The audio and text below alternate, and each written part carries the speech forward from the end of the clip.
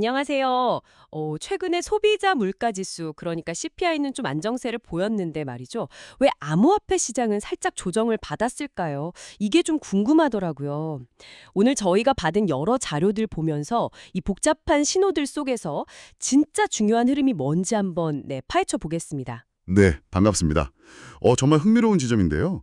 그러니까 시장 분석가들의 뭐랄까 냉철한 시각부터 해서 전문가 통찰, 뉴스 클리핑까지 다 종합해서요. 최근 암호화폐 시장의 그 핵심 동향, 그리고 그 이면의 의미까지 한번 제대로 들여다보죠. 거시경제 큰 그림부터 해서 비트코인, 이더리움, 그리고 월스트리트의 속내까지 한번 깊게 들어가 보겠습니다. 좋습니다. 그럼 첫 번째 퍼즐 조각이랄까요? 거시경제와 비트코인. 여기서부터 한번 시작해 보죠. 자료들 보니까 뭐 중동 긴장 고조 같은 단기적인 이슈도 물론 있는데 근데 전반적인 펀더멘탈, 그러니까 기초 체력은 여전히 좀 튼튼하다. 이런 분석이 많더라고요. 맞아요. 특히 그 폴 추더 존스 같은 거물 투자자 얘기가 인상 깊었어요. 현재 미국 부채 상황을 거의 뭐 브레이크 고장난 열차 같다고 하면서 비트코인을 단순 투자가 아니라 필수적인 보험으로 봐야 한다 이렇게 강조했거든요. 아, 필수 보험이요? 상당히 강력한 표현이네요. 네. 그리고 내년에 연준 의장이 누가 되든 간에 약간 시장의 돈을 더 푸는 그런 소위 왕비둘기파적인 정책이 나올 가능성이 높다는 기대감도 작용하고 있고요. 그렇죠. 그럼 달러 가치가 좀 떨어지고 인플레이션 우려가 커지면 비트코인이 더 매력적으로 보일 수 있겠네요. 바로 그겁니다. 근데 진짜 흥미로운 건 그 건들락 같은 채권왕 있잖아요. 네네. 채권 쪽 대가죠. 이 사람마저도 요즘 시장이 좀 혼란스럽다고 그렇게 토로했다는 거예요. 예전 공식, 그러니까 S&P 500 지수가 내리면 안전자산인 달러가 오르고 이런 게 있었는데 네, 그런 공식이 있었죠. 요즘은 그게 잘 안 맞는다는 거죠.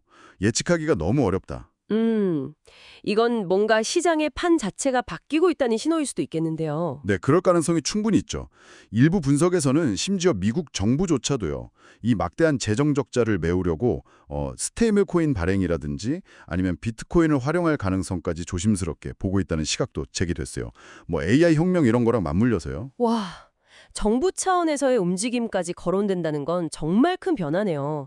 자, 그럼 비트코인이 이런 거시적인 흐름 위에 있다면 이더리움 쪽은 또 다른 스토리가 있는 것 같아요. 이더리움 현물 ETF? 이거 자금이 계속 들어오고 있다면서요. 특히 블랙록 비중이 60%나 된다는 게, 와, 네, 이게 그냥 뭐 단타 치려고 들어오는 돈은 아닌 것 같다는 거죠. 그러니까 디파이나 RWA라고 하죠. 실물자산 토큰화 아니면 스테이킹 같은 실제 사용 가치 이런 거랑 기관 투자자들의 참여가 맞물린 좀 구조적인 성장이다 이런 분석에 힘이 실리고 있습니다. 파생상품 거래량도 엄청 늘었고요. 사용 가치 기반의 성장이다. 그냥 투기적인 것만이 아니고요. 그렇죠. 이더리움이 디지털 경제의 어떤 핵심 인프라로 점점 자리 잡고 있다. 이렇게 볼 수 있겠습니다. 와, 그럼 솔라나 ETF 승인 가능성 얘기는 더 흥미진진해지는데요. 자료 보니까 빠르면 3주, 길어도 5주 안에 승인될 수도 있다. 이런 전망이 있던데 만약에 거기에 스테이킹 이자 지급 옵션까지 포함되면 이건 뭐 거의 게임 체인저다. 이런 기대감이 엄청 크더라고요. 이게 진짜 가능할까요? 글쎄요, 뭐 100%라고 할 수는 없지만 충분히 가능성 있는 시나리오로 거론되고 있습니다. 만약 그게 현실이 된다면 이건 단순히 솔라나뿐만 아니라 이더리움, 에이다, 수이처럼 그 지분 증명, POS 방식 쓰는 다른 코인들한테도 아, 다른 POS 코인들한테도요. 네, 엄청난 호재가 될 수 있죠.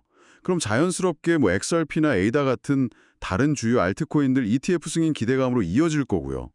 투자자들 입장에서는 포트폴리오를 좀 다양하게 가져가면서 추가 수익도 노릴 수 있는 그런 매력적인 기회가 열리는 거죠. 그래서 어떤 자료에서는 이걸 두고 알트코인의 뜨거운 여름이 올 수도 있다 이렇게 예측하기도 했고요. 이야, 알트코인의 뜨거운 여름이라 기대되는데요.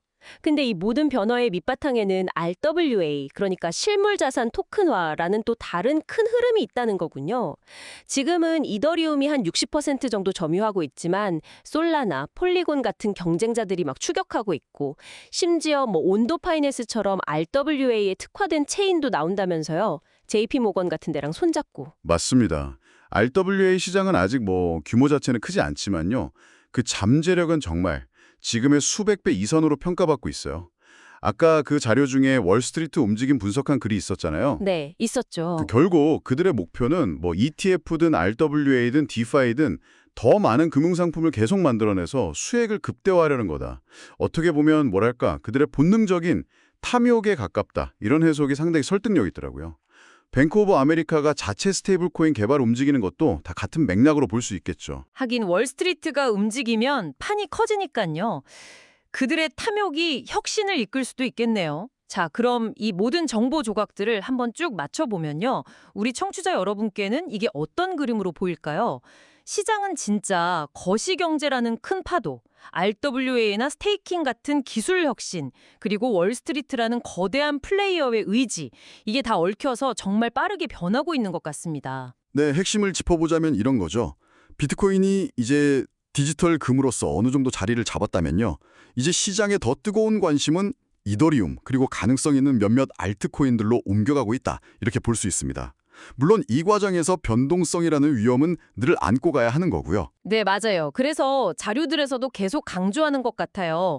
단기적인 가격 등락에 너무 흔들리지 말고 월스트리트가 그리는 큰 그림을 좀 읽으면서 장기적인 관점에서 인내심을 가져라. 이런 조언이 많더라고요. 그 짐 사이먼스 같은 전설적인 투자자도 초단타로는 성공하기 어렵다고 하잖아요. 그렇죠. 일반 투자자가 그걸 따라하긴 정말 힘들죠. 네, 맞습니다. 마지막으로 이 모든 흐름 속에서 우리 청취자 여러분 스스로에게 한번 던져볼 질문이 있는 것 같아요. 월스트리트가 이렇게 본격적으로 참여하고 ETF를 통해서 스테이킹 보상까지 받는 시대가 온다면 우리가 알던 그 패시브 인컴, 가만히 있어도 들어오는 소극적 소득 있잖아요. 이 개념이 과연 어떻게 재정이 될 수 있을까? 이 질문이 앞으로의 장기적인 자산 전략에 어떤 새로운 고민거리를 던져주는지 한번 생각해 보시는 것도 의미 있을 것 같습니다.